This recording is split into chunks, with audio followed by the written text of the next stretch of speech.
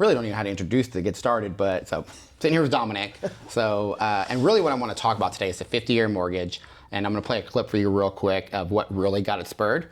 You were unaware the Trump administration, in an effort to make homes more affordable, is pushing the idea of a 50-year mortgage. Do you understand how fucking stupid that is? And then, of course, I'll probably tag the guy in it since I use it as content.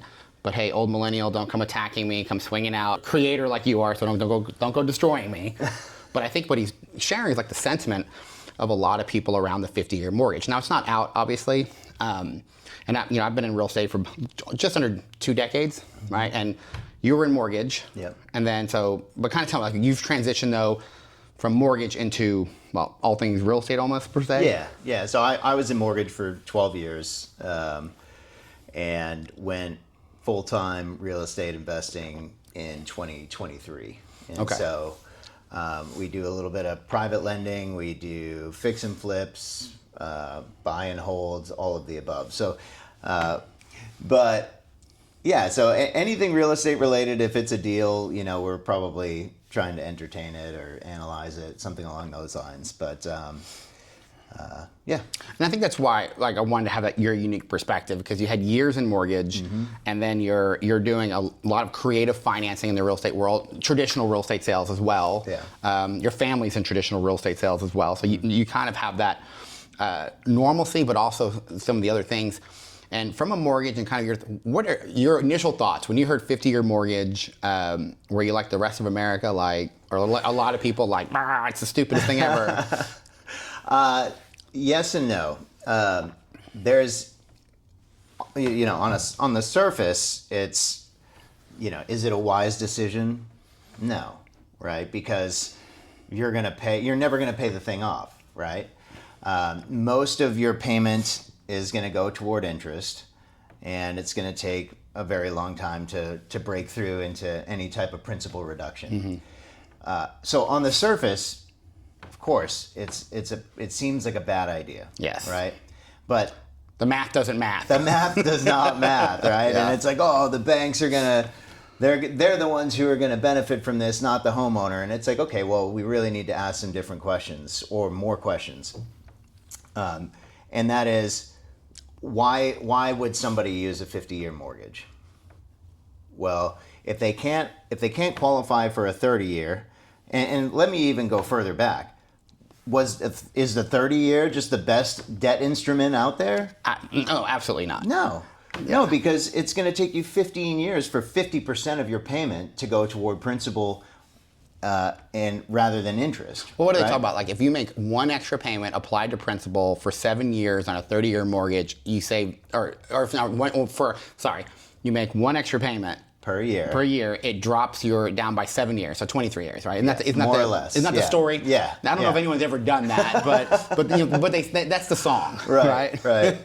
Yeah, and I don't know what that number looks like on a 50-year. I haven't kind of ran that analysis, but at the end of the day, it's like, okay, what is this 50-year offering? And it's not that it's offering this, fast or quick amortization to where somebody can build equity. But what it does is it gives more people access to home ownership. Yeah. And that savings could be the difference between a family getting in a house and having to rent for the next couple of years. So if they can get in the house, and they can start chipping away at the equity or at the debt, but also in addition to, they can take advantage of the appreciation that Oklahoma specifically offers. Okay, so I'm not talking about these major markets on the coast where they're subject to 10-20% declines in values. Oh yeah, like one year they're up 50%. Right. Everyone's selling for millions, and then the next year, a $2 million home selling for $850,000. Like, exactly. The market crashes. Exactly. So what I'm talking about today is specific to our market, which is Oklahoma. Yeah. And Oklahoma specifically, even during 08, 09, I think saw a max depreciation of 3%. So in a situation like that, and correct me if I'm wrong there, but in a situation like that where the housing market just crashed and we still only lost about 3% in value. And that was even market specific. Yeah. Yeah, I mean, overall, we've seen, I think I was checking it, like overall Oklahoma, at least in our Oklahoma City metro area, it's appreciated 0 to 4% on average, pre-COVID. Yeah. And I say zero is new construction neighborhood because the builder's still building. Yeah. You're competing against new construction, so you're not appreciation. But everywhere else is typically 1 to 4% depending on the area. Yeah. So Edmond, I think like during COVID, Edmond had like 100 or had a 25% increase in equity, which is insane. I mean, it was rated, well, once the USA Today said, top 10 cities to live in, it blew up. Yeah. So conservatively, for this example, let's just say 3% appreciation, right? Which, if you average it out over the last 5 years, obviously due to COVID, that number is higher. But for this example, let's use 3% appreciation. And average expectant time in a home is 7 to 10 years. So let's just take, a $350,000 house and compare that next to somebody who's going to rent a similar property for 10 years. Making only the minimum payment, you're still going to come out on top about $30,000 just on the surface level. You get a home, you start making payments, you pay it down as scheduled. With the 3% appreciation, you're coming out on top 30 to 40 grand. And that's considering appreciation. That's considering the interest deduction that you get to take advantage each year as a homeowner. And obviously the debt pay down is minimal. I think it's like I don't know, $6,000 or something like that, which is really hard to look at on paper. But again, it's not just about how quickly you can pay this down. I remember when I bought my first house, I was standing in the front yard.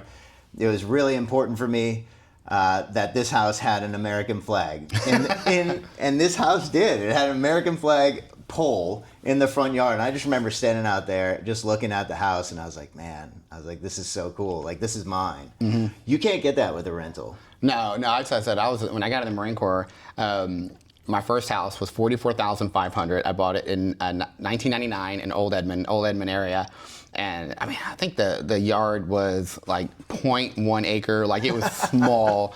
My deck took up half the yard, but I remember I was standing on my back deck like, this is my land. I own it as far as, and I'm gonna walk my land. I took like 10 steps. I've walked my land. But it was like this, like, wow, because I joined the Marine Corps at 17, so I lived in base housing. Yeah. And our base housing was like when the other branches would stay at our base housing, they got substandard housing pay because I thought it was nice. Apparently it wasn't. That's hilarious. Oh, but that sense of ownership.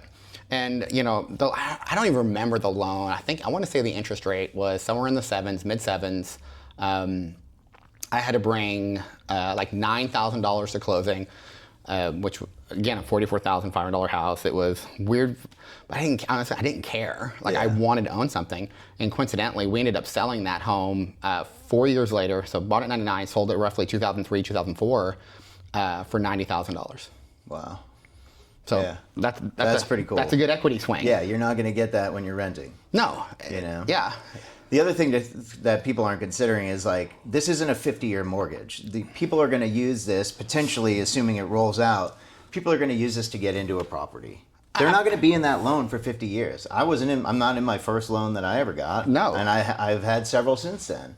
And I don't think I've ever been in any loan for more than 5 years. I think the only loans that I've ever thought to myself in my real estate career were stupid were the ARM loans. And I remember I got in real estate again, like this was 2007-ish. I remember looking at this going, this does not math up. Because I think the hope and dream was I'll make more money within 5 to 7 years. I will refinance in 5 to 7 years. And at that time in Oklahoma, people moved around 8 to 10 years back then. I think now it's like every 4 to 7 years people are moving. And I remember telling people like, hey, you do realize what's going to happen when this thing swings. Yeah. And everybody knows the housing market crashed in 2008 because all those people couldn't afford their homes. And so I don't think this is like, that to me was a dumb loan. Right. But nobody seemed to care back then. They just... Yeah. I think even the ARM loans, though, with the right education can be a useful tool in today's market. They're obviously a lot safer now, but I understand what you're saying. It's like, education and understanding why somebody would use it and then making a determination rather than just saying that's stupid, don't do it. Long term, yes. Yeah, military. We sold a lot of military because they were typically stationed at our base for 3 to 4 years. So they knew they were not going to be in that loan in 7 years. Their goal was to move in, build up equity, use their BAQ to pay their mortgage, and then cash out the equity when they moved. Yeah, yeah. So I would track a little bit of that. It seemed dumb to me at the time because I never planned on moving at the time, but but a lot of people got stuck in those. That's the problem. But now there's just additional safeguards, and I think there's more education. Yeah, there's more access to information about what is good, what's not, and people are just more informed. I would agree. The internet has definitely helped that. And when the 50 year came out, my first thing was probably the same as everyone, same as the old millennial, right? Like, what the hell? What the WTF? That sounds dumb. Yeah. And I started getting out of curiosity. I started doing some research on numbers because I didn't know, like, okay, so when 50-year mortgage, I don't know a lot of like the history of mortgage, right? But I looked it up. When the 30-year mortgage came out, it was actually 1948. You might know this, but 1948. So then my thought was, okay, 1948, what was the average home sale price in 1948? So this came out, was $7,700 nationally. $77,000, sorry, $77,000, $7,700 or something like that. And then it was, what was the average income, which was $3,300 a year. And typically it was single income homes. So roughly 50% of an annual salary is what it costs for a home. So conservatively, I would assume that if somebody lived very conservatively, they could probably pay that house off in like 5 to 6 years. Yeah. If they lived conservative, they took 25% of their annual income and applied it towards paying their house off. Technically, they could probably pay it off. But then I started asking, what was today? Today, the average home price is just under $400,000. So big increase from $7,700, $400,000. And then the average income is dual income household is in the $80,000 nationally, in the 80s. So now we went from 50% of your home price to almost just over 20% of your home price. Yeah. And then I got really curious and I started thinking, okay, 30-year mortgage, what were people thinking back then? But I also wanted, so I started, because everybody's saying like, well, nobody's gonna pay that off, they're gonna die first. So I went and looked up what the average age was, 64. Women live longer than men, so they'd be in the house longer, but but the average was 64. Wow. And today it's 78. Gosh. So we're looking at a 20-year mortgage difference, a 14-year age difference. So back then, I can only imagine, they were like, 30 years? Ain't nobody lived that long. Like, what was that movie, that Scrooge movie with Will Ferrell? Like, what killed you? And he's like, January. Like, what? It's cold. Oh my gosh. So, so when I look at that, I guess to me, the only reason I hope it comes out personally is because, like, I guess we were talking about the arm loan, like, it's another tool. It's the spork. Like, I never go to a restaurant and say, hey, do you guys have any sporks? Yeah. But apparently they're in use somewhere because I still see sporks and they still manufacture them. But I can't imagine anyone going, I know this is a really fine steak dinner, but do you have a spork? Something that I can both eat my steak and scoop my peas at the same time? Oh my gosh. Yeah, you hit the nail on the head. It's just another tool. Is it the best solution? No. But is it a solution?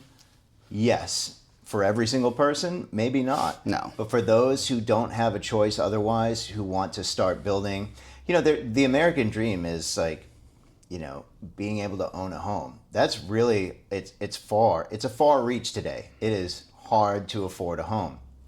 And giving somebody the ability, as I'm talking about this, I envision this young family, a kid, have a couple kids, husband and wife, and they're just, really wanting to get started, and just the pride that they would feel going into that home, start making it their own, and being able to, take care of the yard and start making improvements to a house. That's not even, we haven't even factored in the improvements that you can make to a house to force even more equity on absolutely. A property. So like there's all these things like ADUs are becoming more prevalent and more accepted from the city. It's like, okay, well now all of a sudden somebody can build an ADU on their land, and now they can start bringing in an extra $1,000 a month, and now that's going to pay down their mortgage. Is that stupid? No, but nobody asked the question. What are you going to do with the property when you get it on a 50-year mortgage? They just saw the surface level, 50 years stupid, don't do it. Okay, well then what should they do? Oh, if it's going to lower your monthly payment, and then 3 to 5 years, you move out of that and you turn that into a rental property.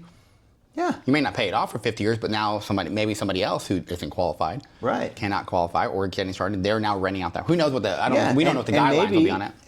That's a great point, right? So now maybe you've stayed in a year. You bought it as a primary residence. You've stayed in it a year, and now you want to rent it out, and now you're maybe cash flowing $300 a month, right? Call it $300 a month, and you're taking that 150. This is what you talked about earlier. You're taking that 150 or 200 and applying that toward principal. But you're on a 50-year mortgage, but now you're making that extra principal payment. Now you got it down to a 30 or whatever that maths out to. Again, is it stupid that they did it? Maybe on the surface, but nobody's asking the question, what are you going to do and how are you going to do? What are you going to do to pay it off early, or what's the strategy? So that should be the follow-up question, is don't make an assumption as to just because it's 50 years and it doesn't pay down. Like, what's your plan? Right. Then make us like an educated response or solution or whatever the case may be. It's like there's not enough people asking questions. They're just making assumptions. I think what makes a good loan officer though too, or when you're working with a partner with a good loan officer, is they're not like, this is what you can do. They're Right. asking all the questions and find the right thing. Yeah. Find a thing that meets. I mean, it's the same thing. I guess in real estate, I think I saw like 60-something% of people when they work with an agent is they want somebody who's knowledgeable in the market and can understand contract for them. Mm-hmm. They don't need someone to help them find houses anymore. Yeah. And so it's the same thing. You want to work with somebody who is asking the questions. What's your short-term goal? What's your long-term goal? What were you trying to build out of this? Yeah. And so, personally, I hope it gets approved only because I love that additional tool to help someone get in. Because we've been to the part where somebody gets up to closing and then turns out their debt to income, their DTI is too much and they can't get in there. Yeah. They can't get in the house. Well, they've been prepping, they've done this, they've fallen in love with it, they've done inspection, they've done all these different things. And would this be an option until they can, Yeah. either refinance into a 30-year later or whatever. Yeah. Better than rent, in my opinion. Better than renting, because rentals went up 23% year over year during COVID. And I still think they're increasing at that much. They said the average landlord increased their rent roughly $25 to $50 a year, because it costs more than $600 to move. Yeah. So if you tell someone I'm going to increase your rent by $50, it sucks. Yeah. But it's more expensive to move. Right. Now they're coming up with a deposit, they're coming up with having a moving cost, they're having to upheave, they're having to change utilities. Mm-hmm. And so and they don't get that back. Yeah. Yeah, I mean, I've been in the landlord seat. We're gonna get a lot of hate if we start talking about that. No, but I mean, in all reality, it's like just the cost of everything. You've had to increase rents, And oh yeah. I try not to be greedy, but I also run a business. I took over a property. This is off the subject of 50 year, but I took over a property and purchased it, and they had not had a rent increase in 10 years. Wow. And so when I took over it, I told them, I said, hey, taxes, insurance, mortgage, like taking over this, I had raised their rent from $550. It was a three bed, 1 bath, big backyard, garage space, and I raised their rent from $550 to $750, which was still about $300 less than the market, but it to me got me right at a break even. Mm-hmm. And I messaged them, they called me back, or messaged them, had a conversation with them, he called me back and told me to go fuck myself. Oh my gosh. And then he called me back 3 days later and said, I apologize, we'd like to extend for 1 year. Because when he did, he realized I was still way below everyone else. 100%. So honestly, I wasn't offended. I'd be pretty mad too if somebody called and told me my rent, if I was renting, so I wasn't mad at the guy. I was it's like, there's no reason to apologize. I understand your frustration. Yeah. I said, but here, it is what it is. Sure. But it was a fun call. Yeah, my gosh. Yeah, I ran into somebody recently who their mom had been renting somebody for $100 a month for like the last 15 years. I'm like, that's crazy. Wow, you can go on to crazy stories. We just had a lady we went out to list their house, and she said, well, I missed a few payments. And so after, long story short, after getting like approval to talk to the bank and reaching out to the bank, she had bought the house 20 years ago for $100,000. And when he got a hold of the bank, they said, well, she owes $285,000. And he said, that math is not, that's not penciling. And so my agent was like, what do you mean she owes? How does she's owned it for 20 years? Yeah. She's, how can she owe? She should be down to like, maybe 30 to 40,000, maybe less than that. If she's missed some payments, even thing. And the guy said, well, we bought these loans, our company did about 5-6 years ago, and I'm just now getting to it. And he goes, okay, so how long has it been since she's made a payment? He goes, she's never made a payment. Oh my God. He's like, what do you mean? He goes, yeah, she bought the house 20 years ago and never made a payment. Oh my gosh. What? Yeah. And he goes, well, how does that happen? He goes, I have no idea. So we called the lady back and said, hey, this is what's going on. And she's like, well, what do we do? He said, you can't do nothing. Your house isn't worth $285,000. Oh my gosh, what a nightmare. Well, I said, well, you've lived rent-free for 20 years. Yeah, It's that like, was your equity in the deal. yeah, so that's the winning story. When I always tell people, that's my new story. And people say, well, how long can you live in a house without making a mortgage payment? Or how long can you live in a rental property without the landlord kicking you out of the property management company? 21 to 30 days, typically in Oklahoma, you're out. The world record for living in a house without paying a mortgage, 20 years. Wow. But typically though, banks don't want the house back. Yeah. And so it's typically anywhere from 3 to 6 months before they start the foreclosure proceedings, another 3 to 6 months to get through it. Because ultimately what the bank is trying to do is get you to catch up. And I'm not saying don't make payments. Yeah. But they don't want to buy the house back. They lose money. Right. So I always think about that like in terms of safety. So many people like, well, I don't want to buy because, what if I lose my job? Okay, well, if you're renting a house and you lose your job,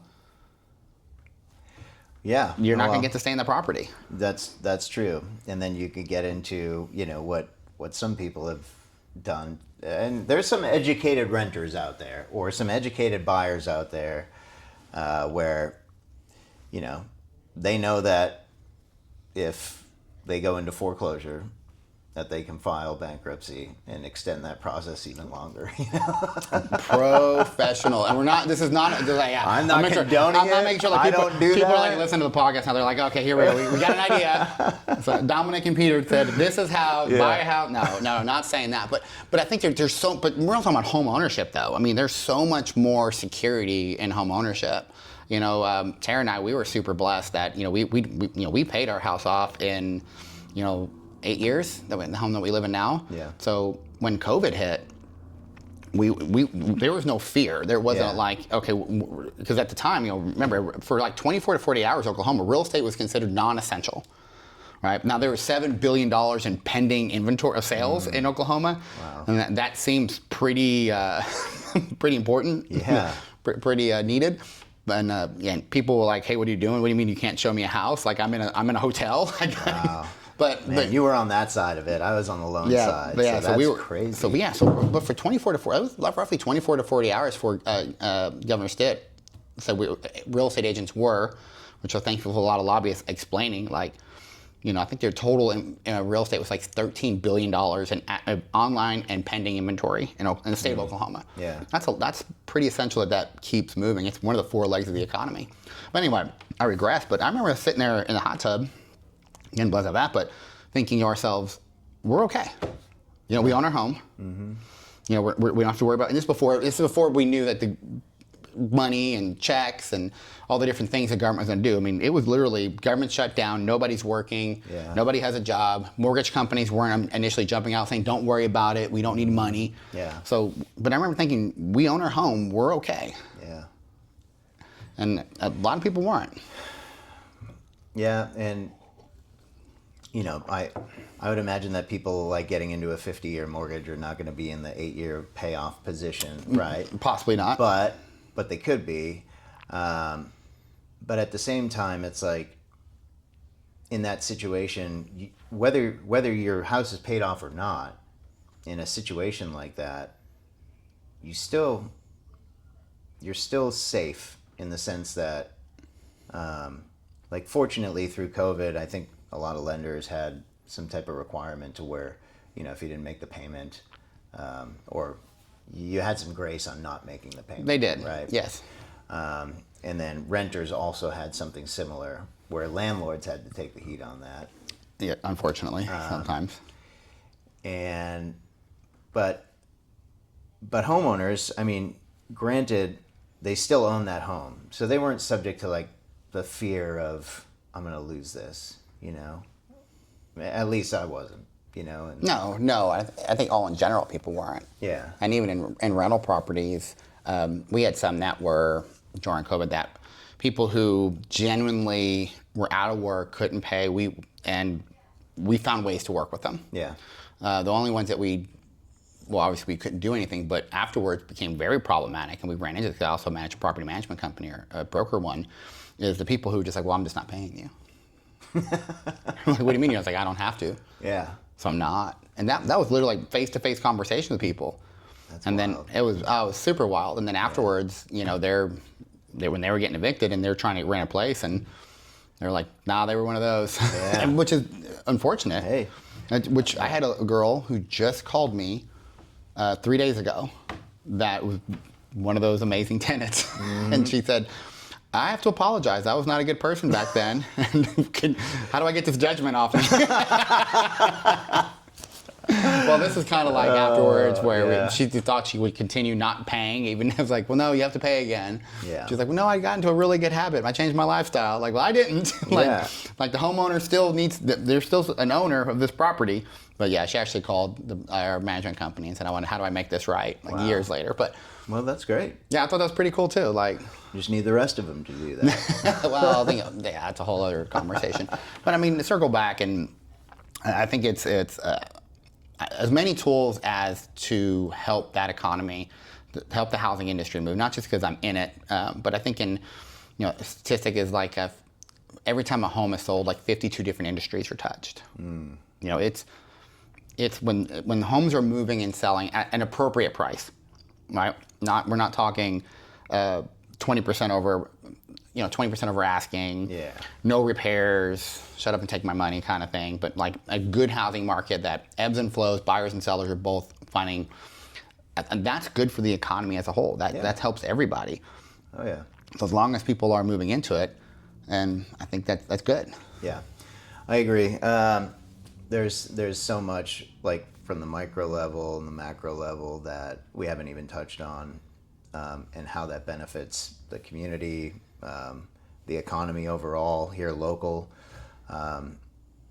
But I do think there has to be some type of additional layer of like exit strategy for the 50-year, right? Because if you get somebody in a 50-year homeowner, and I don't mean to jump back into this, but This is that's kind of the topic of it. yeah, I think like obviously they're not going to be paying it down much, right? And the goal would not be to be in the 50-year for 50 years, right? It's get in, establish yourself, try to earn some more income, pay down some debt to where you can qualify for a 30, a 20, or a 15.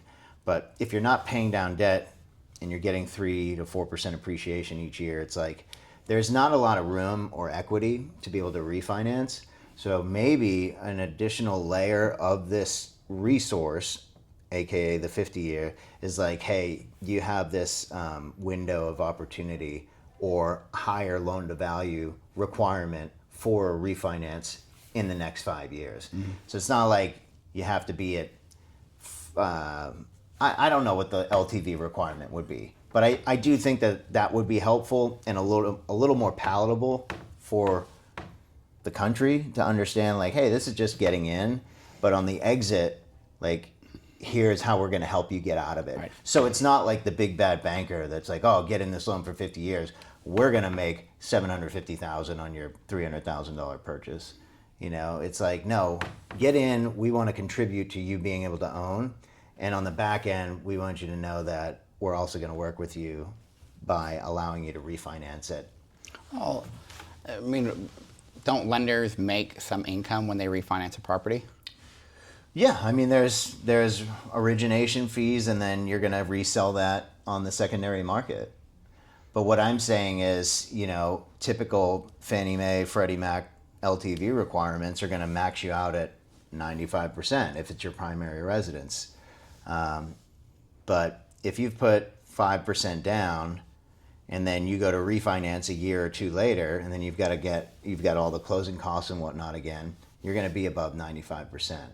So maybe it needs to be like, hey, on a refinance in the next 5 years, we'll allow you to refinance up to, I don't know, 98%. Well, so that way you don't have to come out of pocket. Right, and that's what I was saying. I wasn't saying that like they're going to make money and that's why they do it, but more of the aspect of a loan officer doesn't, for financial gains reasons, for income producing purposes, a loan officer, their goal is not to sell someone a house for a 20-year, 30-year, or 50-year and never talk to them again. Yeah. Their goal is to refinance 100%. them at a lower rate or like this, roll in their fee so it doesn't cost them anything, but their payments are lower and they have more, and then they build equity quicker. Yeah. So I don't think it's like they're going to let them go and just be like, good luck. Yeah. Yeah. Hope your kids can pay off your house. And you brought up a good point. Maybe it's not so much the higher LTV requirement, and I know you were alluding to something different, but you said something that made me think of this. As much as it is like what we call a loan level pricing adjustment in the interest rate to allow for the ability for the lender to credit the closing costs. So for example, if the rate today is 7%, maybe the rate would be on the refinance from a 50 to a 30, maybe the rate would be 7%, but you also get a 1.5% lender credit to absorb the closing costs, so that you're not breaking into, you're not having to come out of pocket, or you're not having to start with a higher loan to value. That would actually be a pretty cool thing. And I think they'll figure, and the hope would always be like working with somebody good. They're not going to take a not great decision and later on make it a bad decision. Yeah. But make a not great decision ends up being, hey, I'm glad we did this. So all about options, options. Great topic, man. Yeah, we're probably going to keep going on and on, but at some point, we're going to do other things. Cool. All right, thanks. All right, brother. Yeah. Thank you. Yeah.